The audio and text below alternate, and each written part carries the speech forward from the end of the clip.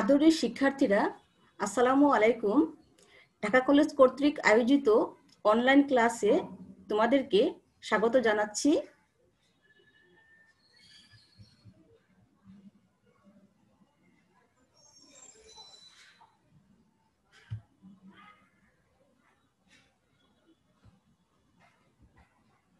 আমি Helena Begum, professor, department of geography and environment, Dhaka college, Dhaka. আশা করি তোমরা সবাই ভালো আছো।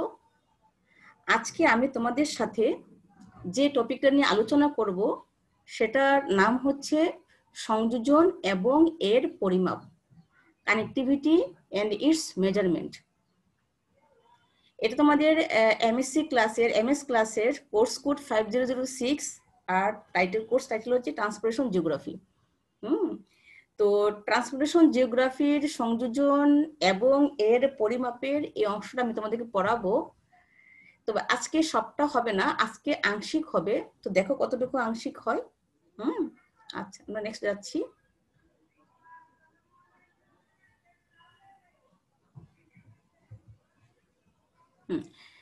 সেটা হচ্ছে যে সংযোজন এবং এর পরিমাপ, কানেক্টিভিটি অ্যান্ড ইটস মেজারমেন্টস। কেমন অনেকগুলো পরিমাপ, মেজারমেন্টস আসছে। আচ্ছা, তো দেখো, পরিবহন জালির গঠনের উপর গবেষণা করে কানেস্কি 1963 সালে সংযোজন পরিমাপের কিছু পরিমাপকের কথা নাম উল্লেখ করেছেন। এগুলো হলো বিটা সূচক, আলফা সূচক, গামা সূচক এবং সাইক্লোমেট্রিক সংখ্যা।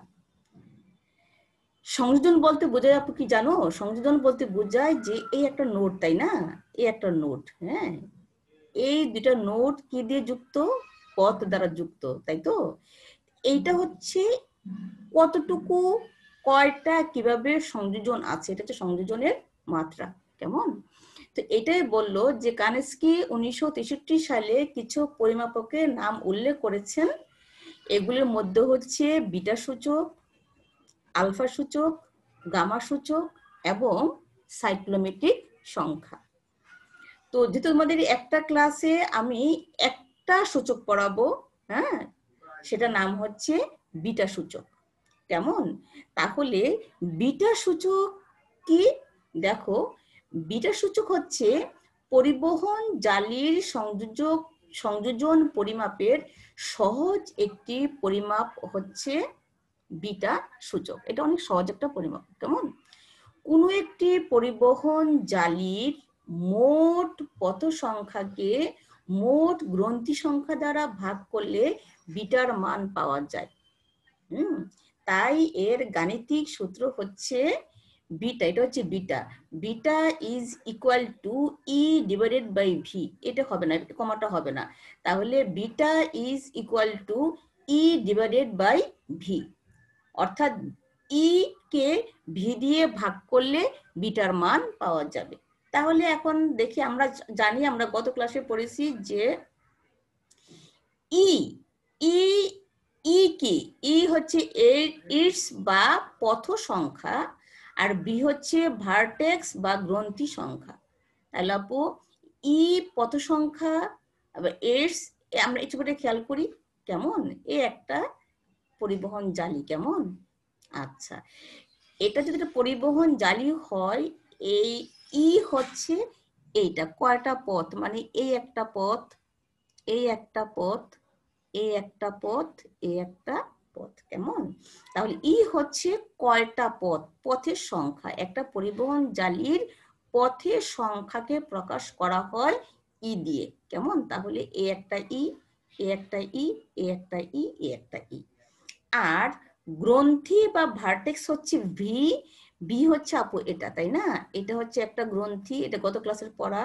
এটা একটা গ্রন্থি, এটা একটা গ্রন্থি, এটা একটা গ্রন্থি, এটা একটা গ্রন্থি। তাহলে আমরা কি জানি? গ্রন্থি হচ্ছে একটা পথের শুরু অথবা একটা পথের শেষ, এইটা যে জায়গাটা সেটাকে বলা হয় গ্রন্থি। তাহলে এটা হচ্ছে একটা ভি, এটা হচ্ছে একটা ভি, এটা হচ্ছে একটা ভি, একটা ভি, একটা ভি। তাহলে এই যে একটা গ্রাফ, এই গ্রাফের দেখো তো কয়টা পথ সংখ্যা আপু? পথ সংখ্যা হচ্ছে 1 2 3 4, তাই না? আর কয়টা গ্রন্থি আপু? 1 2 3 4 5। খেয়াল রাখবে এই একটা গ্রাফ, এই যে এ দিয়ে প্রকাশ করা হয়েছে আপু, এই একটা গ্রাফ, এই হচ্ছে আরেকটা গ্রাফ, এইটা হচ্ছে একটা গ্রাফ, এটা হচ্ছে আরেকটা গ্রাফ, এটা হচ্ছে আরেকটা গ্রাফ। মোট এখানে হচ্ছে 5টা graph, A B C D and E, এই 5টা গ্রাফ। কিন্তু এখানে কিন্তু প্রতিটা গ্রাফের কথা বলা হয়েছে, তাই না? আচ্ছা, তাহলে beta is equal to E divided by V. কেমন? তাহলে ই হচ্ছে পথ সংখ্যা আর ভি হচ্ছে গ্রন্থি সংখ্যা।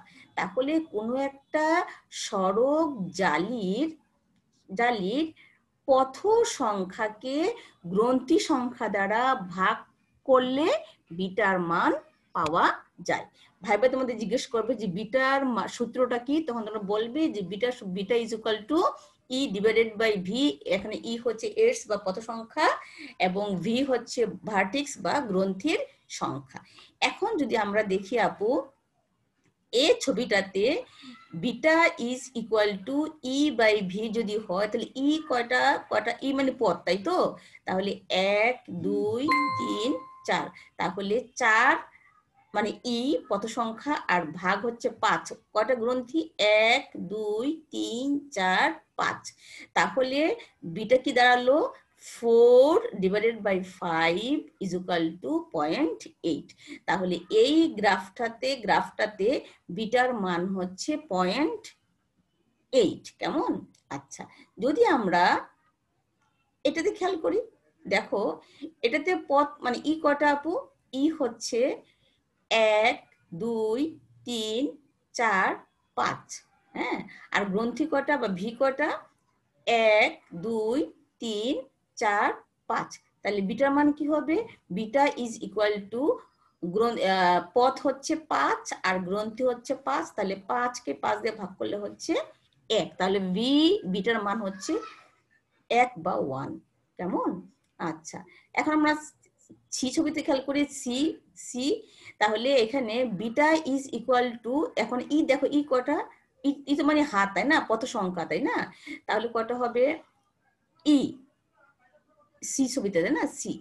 তাহলে 1 2 3 4 5 6, এইটুক মিলে হচ্ছে 7 আর এইটুক মিলে হচ্ছে 1, এটা হচ্ছে 8।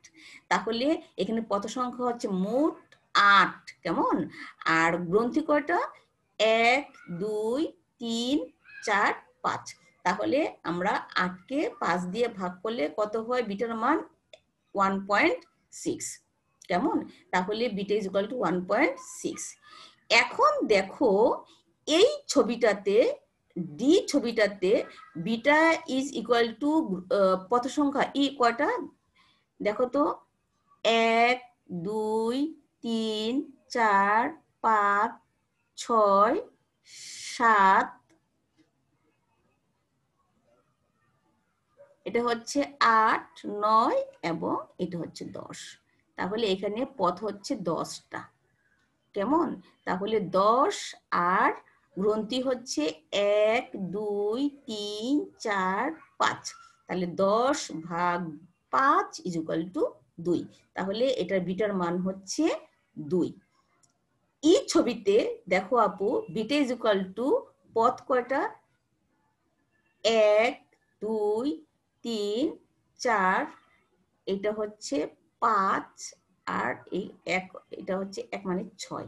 কেমন? তাহলে 6 ডিভাইডেড বাই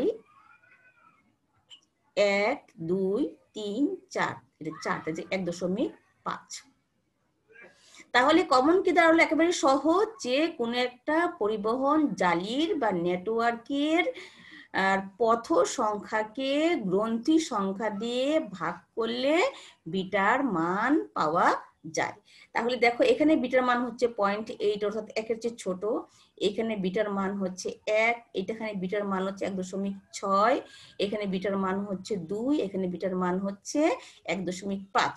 খেয়াল করো আপু, প্রত্যেকটা ছবিতে কিন্তু, যে সবগুলো ছবিতে কিন্তু সমান সংখ্যক পথ সংখ্যা এবং সমান সংখ্যক গ্রন্থি সংখ্যা নাই। কেমন? তাহলে বিটা কি দাঁড়ালো? বিটা হচ্ছে কোনো একটা সড়ক জালির মোট পথ সংখ্যাকে মোট গ্রন্থি সংখ্যা দিয়ে ভাগ করলে যে মানটা পাওয়া যাবে সেটাকেই বলা হয় বিটার মান। তবে আমরা একটু খেয়াল করি আপু, একটু খেয়াল করো ছবিটাতে, দেখো সবচেয়ে মনে হচ্ছে না এই ছবিটা জটিল, মানে বেশি সংখ্যক পথ।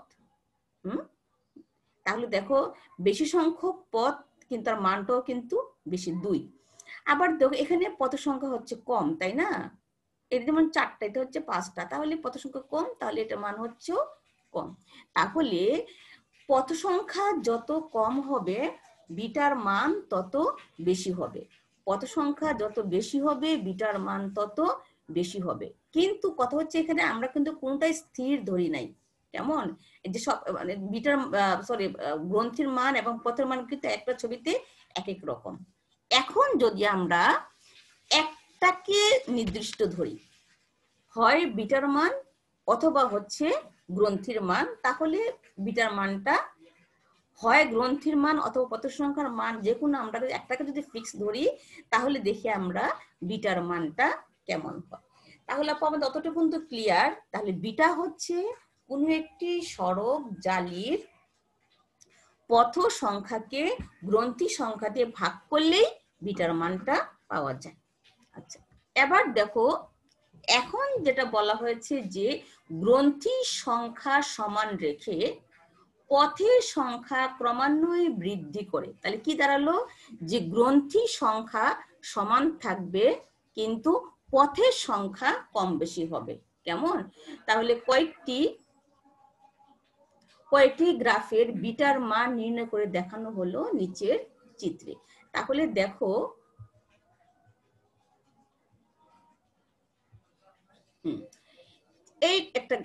কয়েকটা গ্রাফ, কয়েকটা গ্রাফ, গ একটা গ্রাফ, ঘ একটা গ্রাফ, উ একটা গ্রাফ, চ একটা গ্রাফ। এখানে দেখো আপু প্রত্যেকটা ক্ষেত্রে 4টা করে গ্রন্থি, না? এই যে 4টা, এখানেও হচ্ছে 4টা গ্রন্থি, এখানেও 4টা গ্রন্থি, এখানেও 4টা গ্রন্থি, এখানেও 4টা গ্রন্থি, এখানেও 4টা গ্রন্থি, তাই না?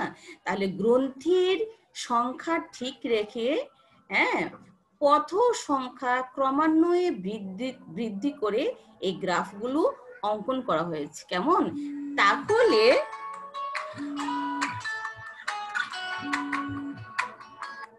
তাহলে দেখো তাহলে কি দাঁড়ায়, কেমন? তাহলে আবারও বলছি কি ঠিক করা আছে, যে গ্রন্থি সংখ্যা ঠিক মানে 4টা, কিন্তু পথ সংখ্যা হচ্ছে ক্রমান্বয়ে বেশি। ঠিক আছে? তাহলে কি দাঁড়ায় বিটার মান?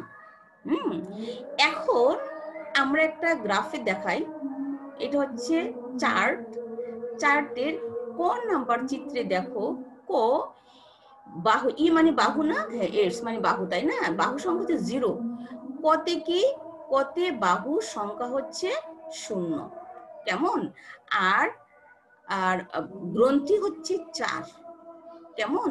তাহলে গ্রন্থি হচ্ছে 4, তাহলে 0/4 = 0। ঠিক আছে? তাহলে আমি যখন বিটার মানটা বের করলাম, তাহলে আমি 0/4 = 0। কেমন? আচ্ছা, এখন দেখো তাহলে কি অনুযায়ী চিত্র অনুযায়ী বিটার সূচকের মান 0 থেকে শুরু হয়, তাহলে আমার কোয়ের মান হলো 0। কেমন? এই যে 0 অর্থাৎ কোনো ধরনের পথ সংখ্যা নাই, কোনো ধরনের পথ নাই। তাহলে কোনো ধরনের পথ নাই মানে হচ্ছে 0/ গ্রন্থি সংখ্যা, অর্থাৎ 0/4 = 0। তাহলে এখানে কি হচ্ছে কোনো আপু, মানে তাহলে কি দাঁড়ালো, এ জাতীয় সড়ক জালিতে কোনো পথ থাকে না, তাহলে এখানে কোনো পথ নাই। তাহলে যখন তোমাকে বিটা বলবে যে বিটার মান 0, তখন তোমরা ধরে নেবে যে এই সড়ক জালিতে কোনো ধরনের পথ নাই। কেমন? এই সড়ক জালিতে কোনো ধরনের পথ নাই। কেমন? এখন দেখো এই যে আমি একটা ছবিতে একটা পথ যোগ করা হলো, তাহলে খ চিত্রে ই হচ্ছে মানে পথ সংখ্যা হচ্ছে 1 আর গ্রন্থি সংখ্যা হচ্ছে 4। তাহলে বিটা কি দাঁড়ালো, এক মানে এখানে হচ্ছে 1/4 ইজ ইকুয়াল টু 0.25। তাহলে যখন তুমি একটা হাত দিলে তখন একটা কত সংখ্যা আসলো, তখন মানটা চলে আসলো, বিটার মান চলে আসলো 0.25 অর্থাৎ 0.25। কেমন? তাহলে খ চিত্রের বিটার মান হচ্ছে 0.25। এখন আমরা গ চিত্রে আসি। গ চিত্রে কি? গ চিত্রে ই হচ্ছে 2 আর গ্রন্থি হচ্ছে 4।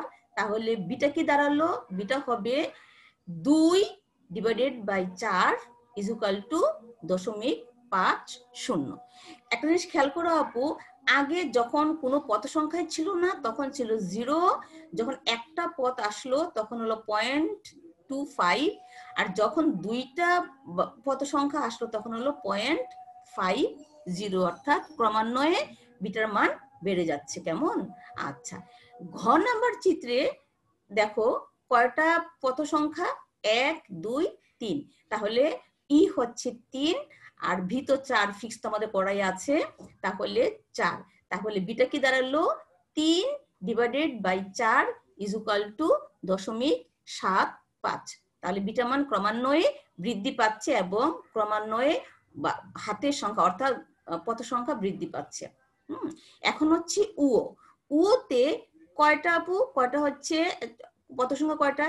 1 2 3 4 আর গ্রন্থিত আগের মতো 1 2 3 4। তাহলে এই ছবিটার বিটার মান হচ্ছে 4 হচ্ছে পদ সংখ্যা আর 4 হচ্ছে গ্রন্থি সংখ্যা। তাহলে কি দাঁড়াবে? Beta is equal to 4 divided by 4 is equal to 1। এই দেখো 1 আসছে। কেমন? আচ্ছা, এখন চিত্র নাম্বার চ কয়টা পদ? পদ হচ্ছে 1 2 3 4 5। তাহলে পদ হচ্ছে 5টা আর গ্রন্থি আগের মতো 1 2 3 4। তাহলে কি দাঁড়ালো? বিটা হচ্ছে, এটা হচ্ছে 5 আর ডিভাইডেড বাই বি হচ্ছে 4 ইজ ইকুয়াল টু 1.25।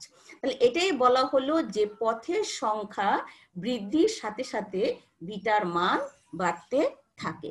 এটাই বলা হলো যে কন্টিনিউয়াস পথের মান বৃদ্ধির সাথে সাথে কি হচ্ছে?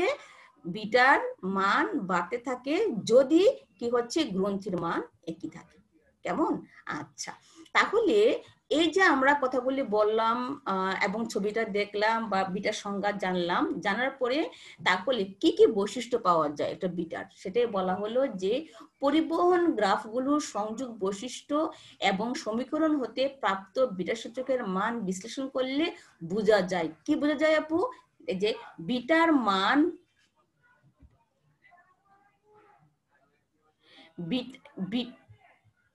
বিটার মান প্রতিটি গ্রন্থির গড় পথের সংখ্যা নির্দেশ করে। তোমরা কথাটা বুঝতে পেরেছো আপু? দেখো বিটার মান কি বলছে? বিটার মান প্রতিটি গ্রন্থির গড় পথের সংখ্যা নির্দেশ করে। অর্থাৎ আমরা কিন্তু দেখো কন্টিনিউয়াস কিন্তু পথের সংখ্যাকে কিন্তু 4 দিয়ে ভাগ করে যাচ্ছি, তাই না? এই যে একেও 4 দিয়ে ভাগ, একেও 4 দিয়ে ভাগ, একেও 4 দিয়ে ভাগ, একেও 4 দিয়ে ভাগ, একেও 4 দিয়ে ভাগ, একেও 4 দিয়ে ভাগ, অর্থাৎ গড়ে একটি গ্রন্থির কতটা পথ। কথাটা এটা না? আমি আবারও বলছি যে আমরা প্রতিটা ক্ষেত্রে কিন্তু পথ সংখ্যাকে গ্রন্থির সংখ্যাতে ভাগ করেছি, তাই না? তাহলে কথাটা কি দাঁড়ালো যে প্রতিটা গ্রন্থির কয়টা করে পথ আছে, তাই তো? তাহলে গড়ে কয়টা করে পথ। তাহলে দেখো এই যে কয়ের কোনো পথ না, তাই 0। তাহলে ক্ষয়ের একটা পথের 4 ভাগের 1 ভাগ, তাহলে 0.25। গয়ের একটা গ্রন্থির কয়টা পথ? অর্ধেক। হ্যাঁ, 4টা গ্রন্থির 2টা পথ, তারপরে একটা গ্রন্থির হবে অর্ধেকটা পথ। ঘ চিত্রের 4টা গ্রন্থির 3টা পথ, তাহলে একটা গ্রন্থি কত হবে? 0.75 সংখ্যক পথ। ও চিত্রের 4টা গ্রন্থি 4টা পথ, তাহলে একটা গ্রন্থির কটা পথ? একটা পথ। আর চ চিত্রের 5টা পথ, কটা গ্রন্থির? 4টা গ্রন্থি, তাহলে একটা গ্রন্থির কটা পথ? 1.25টি পথ। তাহলে এটাই বলা হলো আপু যে বিটার মান প্রতিটি গ্রন্থির গড় পথের সংখ্যা নির্দেশ করে। ক্লিয়ার? আমি আবারও বলছি যে বিটার মানটা প্রতিটা পদকে বিটার মান, প্রতিটা পদকে গ্রন্থির মান দিয়ে ভাগ করা মানে হচ্ছে যে একটা গ্রন্থি সংখ্যাতে ভাগ করা মানে হচ্ছে যে গড়ে একটা গ্রন্থির কয়টা পদ। আবারও বলছি যে বিটার মান হচ্ছে পদ সংখ্যাকে যেহেতু গ্রন্থি সংখ্যা দিয়ে ভাগ করা হয়, তাহলে ভাগফলটা দাঁড়ায় প্রতিটা গ্রন্থির গড়ে কয়টা করে পদ সংখ্যা, তাই তো? আচ্ছা, তাহলে এটাই বলছে, আমি আবার বলি, বিটার মান প্রতিটি গ্রন্থির গড় পথের সংখ্যা নির্দেশ করে। হ্যাঁ, 2 নম্বর হচ্ছে বিচ্ছিন্ন ও বৃক্ষ সদৃশ। বিচ্ছিন্ন হচ্ছে কি আপু সম্পূর্ণ আলাদা, যেমন যেমন এখানে কোনো আমাদের এটা হচ্ছে আলাদা, এটা হচ্ছে আলাদা একটা, এটা হচ্ছে আলাদা একটা নেটওয়ার্ক, এটা আলাদা, হ্যাঁ, এইটাও আলাদা, এইটাও আলাদা, এটা কিন্তু দেখো একসাথে। তাহলে এইটা একসাথে, এটা একসাথে, এইটা আলাদা, এইটা আলাদা, কেমন? আর বৃক্ষ সদৃশ হচ্ছে যে যে এদের মধ্যে সবগুলোর মধ্যে সংযোগ নাই, এটাকে বলা হয় বৃক্ষ সদৃশ। হ্যাঁ, এদের চারটার মধ্যে সংযোগ নাই, এদের চারটার মধ্যে সংযোগ নাই, এখানেও চারটার মধ্যে সংযোগ নাই, অর্থাৎ এখানে একটা এই জায়গার বাকি আছে। তো যখন সংযোগ সম্পূর্ণভাবে না থাকবে তখন এদেরকে বলা হয় বৃক্ষ সদৃশ। এটা হচ্ছে বিচ্ছিন্ন, হ্যাঁ, এটা হচ্ছে বিচ্ছিন্ন, আর এরা হচ্ছে বৃক্ষ সদৃশ। তাহলে বৃক্ষ সদৃশ এবং বিচ্ছিন্ন গ্রাফের বিটার মান 1-এর চেয়ে কম হয়। তাহলে আমাদের কয়টা হচ্ছে বিচ্ছিন্ন বৃক্ষ সদৃশ? দেখো 1, 2, 3, 4, তার মানে ক, খ, গ এবং ঘ, এই চারটা গ্রাফ হচ্ছে আমাদের বিচ্ছিন্ন এবং বৃক্ষ সদৃশ, এদের মান হবে 1-এর চেয়ে কম। দেখো এই যে এই চারটা মান হচ্ছে, বিটার মান হচ্ছে হাইস্ট হচ্ছে 0.75, অর্থাৎ 1-এর চেয়ে কম, কেমন? আচ্ছা, একটি পথচক্র বিশিষ্ট পরিবহন জালির বিটার মান 1 হয়, তার মানে একটা পথচক্র, আমার গত ক্লাসের পড়া একটা পথচক্র, অর্থাৎ যে আমি যদি প্রত্যেকটা গ্রন্থিকে যোগ করি তাহলে এই এই এই এবং এই, কেমন? কয়টা পথচক্র?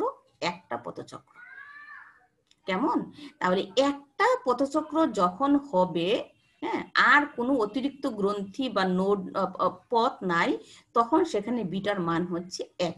তাহলে দেখো ওতে বিটার মান হচ্ছে 1, কেন? কারণ তার গ্রন্থি সংখ্যা এবং পথ সংখ্যা সমান এবং সেখানে হচ্ছে একটা পথচক্র, কেমন? তাহলে যেহেতু এখানে এক গ্রন্থি সংখ্যা এবং পথ সংখ্যা সমান এবং এরা হচ্ছে চক্রের মাধ্যমে অবস্থিত, তখন কি হবে? বিটার মান হবে 1, কেমন? আচ্ছা, বিটার মান 1-এর চেয়ে বেশি, তার মানে আমাদের 4 নম্বর চিত্রে বিটার মান হচ্ছে 1.25, কেন? কারণ এখানে পথ সংখ্যা হচ্ছে 5, গ্রন্থি সংখ্যা হচ্ছে 4, তাহলে ভাগ করলে আমাদের মানটা এসেছিল 1.25। তাহলে যখন বিটার মানটা যখন 1.1-এর চেয়ে বেশি হবে, তখন সেখানে বেশি পথচক্র থাকে এবং পরিবহনটা হবে জটিল, অর্থাৎ এখানে হচ্ছে কি সর্বচালিতা পথ এবং গ্রন্থি পথের সংখ্যা অনেক বেশি। তাহলে আপু এই কথাটাই ছিল যে প্রথম হচ্ছে কি যে এক বিটার মানটা প্রতিটা গ্রন্থির গড় পথ সংখ্যা নির্দেশ করে, আর হচ্ছে বিচ্ছিন্ন এবং বৃক্ষ সদৃশ পরিবহন জালির বিটার মান হয় 1-এর চেয়ে কম, আর যখন একটা পথচক্র থাকবে তখন তার মান হচ্ছে 1 এবং বিটার মান হচ্ছে 1, এবং যখন 1-এর চেয়ে বেশি হয় তখন আমরা বুঝবো যে এটা হচ্ছে একটা জটিল পরিবহন জালি এবং এখানে একাধিক পথচক্র থাকবে, কেমন? একাধিক পথচক্র থাকবে। তাহলে ধরো যে একজন গবেষক বা একজন পরিবহন পরিকল্পনাবিদ যদি কোনো বিষয় পরিবহন সংক্রান্ত কোনো বিষয়ে পরিকল্পনা গ্রহণ করেন, তো উনি তো আর সারা দেশ সরাসরি গিয়ে কাউন্ট করতে পারেন না, তখন উনি করেন কি যে কোনো বিমানচিত্র বা যে কোনো নেটওয়ার্ক ছবি দেখে দেখে উনি ওই এলাকার বিটার মান দেখে দেখে উনি বলতে পারবেন যে ওখানে কোন এলাকায় রাস্তা দরকার, কোন এলাকায় রাস্তা দরকার নাই। যেমন আমাকে যদি বলা হয় এই ছবিটা বলা হয় যে তার বিটার মান হচ্ছে 0, তখন ওই পরিকল্পনাবিদ মুখস্থ বলে ফেলতে পারবে ইমার্জেন্সি রাস্তা করা দরকার। কেমন? তাহলে এখানে কোনো চিন্তা করতে লাগবে না, ইমার্জেন্সি রাস্তা করো। এখানেও কিন্তু উনি ভদ্রলোক সেই কথাটাই বলবেন যে ইমার্জেন্সি রাস্তা করা দরকার, এখানেও বলবেন যে হ্যাঁ রাস্তার দরকার, এখানেও বলবেন উনি রাস্তার দরকার। এখানে আপনি বলবেন যে রাস্তাটা ভালো, এখন কতটুকু রাস্তা করলে জনগণের বেশি ভালো হয়, তখন উনি এটা চিন্তা করে কথাটা বলবেন। আবার এখানে উনি বলবেন যে পরিবহন সিস্টেমটা ভালো, আরো বাড়ানো যে কি করলে বেশি করা যাবে, তখন উনি এই বিষয় নিয়ে চিন্তা ভাবনা করবেন উন্নত পরিকল্পনার জন্য। কিন্তু ক খ গ ঘ চিত্রের জন্য উনি একবারে বলে ফেলবেন যে না, এখানে পরিবহন ব্যবস্থা আরো উন্নত করা দরকার, কারণ বিটার মান হচ্ছে 1-এর চেয়ে কম। 1-এর চেয়ে কম বিটার মান যখন থাকবে তখন অবশ্যই পরিবহন সিস্টেমটাকে উন্নত করতে হবে, এবং যখন বিটার মান 1-এর চেয়ে বেশি হতে শুরু করবে তখন উন্নয়ন করতে হবে, কিন্তু কি ধরনের উন্নয়ন করতে হবে সেটা নিয়ে আলাদা অবশ্যই চিন্তা করতে হবে, যে আমরা পথগুলি কিভাবে এক্সটেনশন করবো, আমরা কি পথটাকে এভাবে বাড়াবো, নাকি পথটাকে এইভাবে বাড়াবো, নাকি এভাবে বাড়াবো, নাকি এভাবে বাড়াবো, নাকি আমরা হাইওয়ে করব, নাকি ওভারব্রিজ করবো, নাকি ফ্লাইওভার করবো, কেমন? তখন এই ধরনের প্রশ্ন আসে। কিন্তু ক খ গতে আগে সরাসরি যোগ হোক, আগে গ্রন্থিগুলির যোগ হোক, তারপরে হচ্ছে নেক্সট পরিকল্পনা। তো আপু এটাই ছিল আমাদের আজকে বিটার ক্লাস। তো তোমাদের সাথে হয়তো আজকে এটুকুই শেষ, তো আগামী দিন দেখা হবে। আরো আমাদের অনেকগুলো সূচক রয়েছে, যেমন হচ্ছে আলফা, গামা, সাইক্লোমেট্রিক সংখ্যা। নিশ্চয়ই তোমাদের সাথে পরের ক্লাস আমার দেখা হবে। ওই পর্যন্ত সবাই ভালো থাকো, দোয়া করি। আল্লাহ হাফেজ, আসসালামু আলাইকুম, সবাইকে ধন্যবাদ।